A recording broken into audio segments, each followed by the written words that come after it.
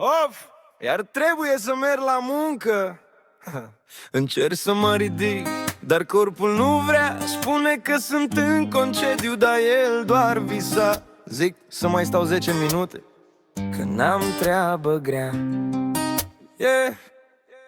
Sună iar, mă ridic în silă, caut chef prin casă, dar s-a ascuns de milă. Pun un zâmbet fals pe față, ies din casă, ce viață. Unul fuge spre stație cu bocanci prin noroi, altul se urcă în mașină, dar tot e vai de noi.